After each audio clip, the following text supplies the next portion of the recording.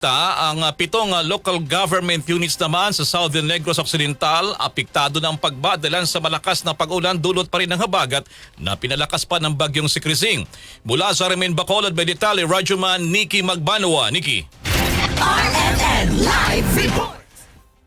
7 LGU sa timog ng Negros Occidental ang nakararanas ng pagbaha dulot ng southwest monsoon na pinalakas ng Tropical Depression Krizing. Ayon kay PDRRMO Head Irene Bel Plotenia, naiulat ang pagbaha sa mga bayan ng Hinubaan, Kawayan, Cabancalan City, Himamaylan City, Binalbagan, Ilog at Moises Padilla. Batay sa kanilang monitoring, umaabot mula tuhod hanggang baywang ang lalim ng tubig sa ilang lugar. May ilang kalsada na hindi madaanan dahil sa baha, habang hindi rin madaanan ang highway sa Barangay Cabagnaan sa La Castellana dahil sa natumbang puno na kaagad namang kinuha ng rescue team. Nagkaroon din ng malawakang power outage sa 17 barangay sa Sipalay City, ngunit naibalik na ang supply ng kuryente at ilan na lamang ang may intermittent o paputol-putol na supply. May mga ulat din ng evacuation sa mga nabanggit na lugar. Ngunit patuloy pang kinakalap ang kumpletong datos sa ngayon. Naka-heightened alert na rin ang PDRRMO sa Negros Occidental ngayon dahil na rin sa walang tigil na pag-ulan. Nasa 27